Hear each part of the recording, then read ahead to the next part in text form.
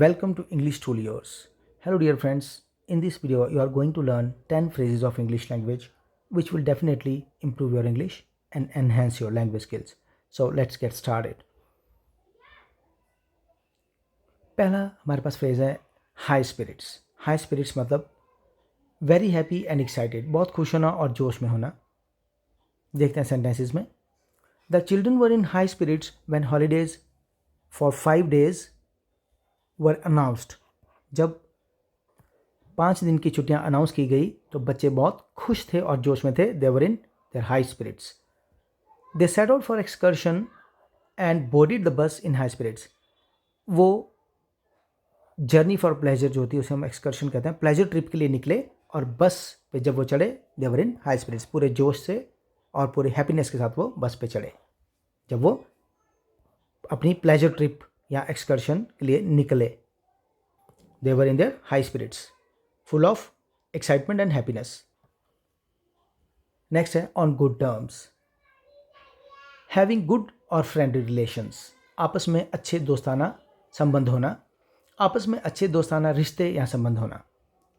The neighbours were no longer on good terms after argument over the right to use the vacant space around their houses. Neighbours की बात हो रही है. उनके घर के आसपास जो खाली जगह थी वो कौन यूज़ करेगा, इस बात पे आर्गुमेंट होने के बाद the neighbours were no longer on good terms with each other.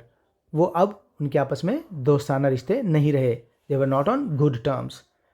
They were not on good terms with each other. वो आपस में अच्छी टर्म्स पे नहीं थे का मतलब उनके आपस में अच्छे रिश्ते या संबंध नहीं थे. इसी तरह से आप ऐसे भी कह सकते हैं we are on very good terms with each other. हम आपस में बहुत ही अच्छे हैं, हमारे आपस में बहुत अच्छे रिलेशंस हैं, दोस्ताना संबंध है. We are on good terms with each other. Next है irrespective of.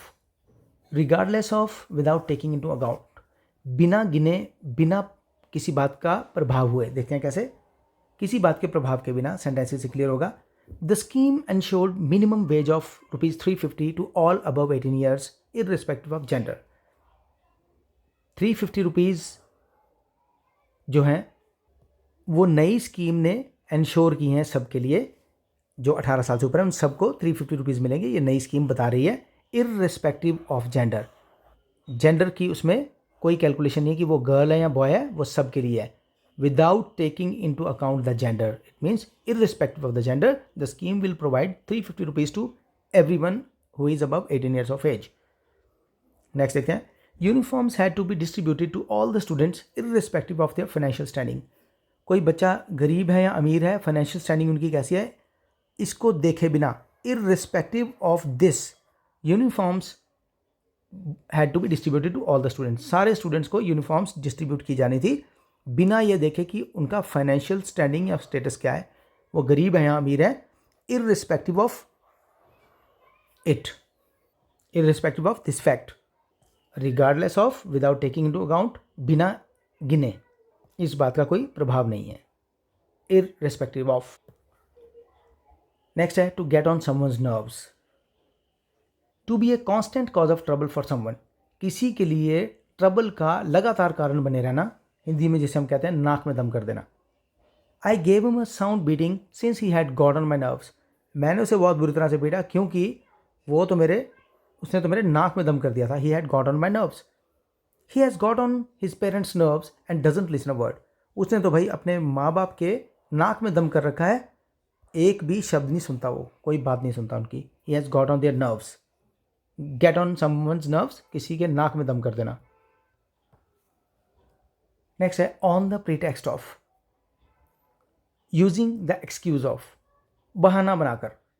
The criminals offered him lift on the pretext of helping him. उसकी हेल्प करने के बहाने से क्रिमिनल ने उसे लिफ्ट दी. बहाना ये लिया कि हम उसकी हेल्प कर रहे हैं, उन्होंने उसको लिफ्ट दी. But took him to a deserted place and rob him of his valuables. उसे वो फिर एक सुनसान जगह पर ले गए और उसे उन्होंने वहाँ पे रॉब किया उसके वैल्यूबल्स को. वैल्यूबल्स मतलब जो भी उसकी वैल्यूबल्स मतलब उसकी जो महंगी चीज़ें थी उससे वो छीन ली. They robbed him of his valuables.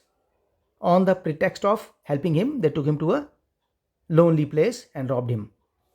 They got into the house on the pretext of taking a look at the house layout but murdered the owner and fled with jewelry and cash.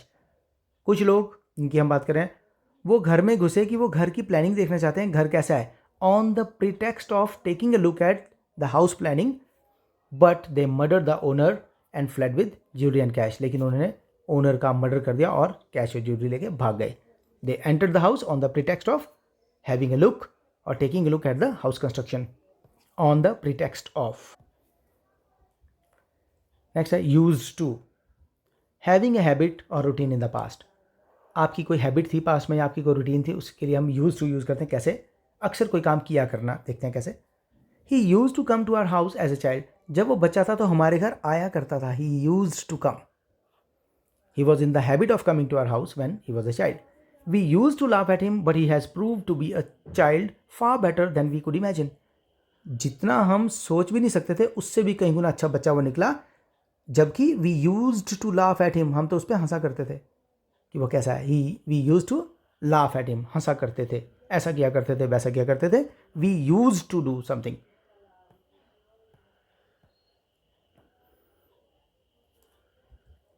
Bye the time, by the time मतलब at the time, till one thing और action is completed, उस समय तक जब तक ऐसा ना हो जाए। देखते हैं कैसे सेंटेंसेस में। You try to complete your homework by the time I am back. आप अपना होमवर्क कंप्लीट करने की कोशिश करो by the time I am back, जब तक मैं वापस आऊँ तब तक। बाय द टाइम, उस टाइम तक। एट द टाइम, जब तक मैं आऊँ उस टाइम तक। I had already taken my meal by the time he reached, जब तक वह पहुँचा। By the time he reached I had already taken my meal, मैं अपना खाना खा चुका था। By the time he reach, जब तक वो पहुँचा। In a couple of days, in a few days, कुछ दिन में। We are going to start new course in a couple of days, कुछ ही दिन में हम नया कोर्स स्टार्ट करने वाले हैं। We are going to start a new course in a couple of days. Your package will reach you in a couple of days. आपने इंक्वायर किया डिलीवरी बॉय से या फिर आपने अपनी कुरियर कंपनी से पूछा कि आपका पैकेज कब आएगा। उन्होंने बताया कि it will reach you in a couple of days, थोड़े ही दिन में आप तक पहुंच जाएगा sir, in a couple of days. In the wee hours, in the hours just after midnight, रात को 12 बजे के बाद के कुछ घंटे, उन्हें हम कहते हैं इन द वी आवर्स, आधी रात के बाद के कुछ घंटे।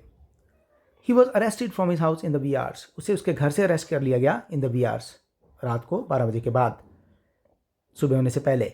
The accident took place in the wee hours when no one was around for help until quite late. Accident जो हुआ वो वी आवर्स में हुआ, रात को 12 बजे के बाद, सुबह होने से पहले।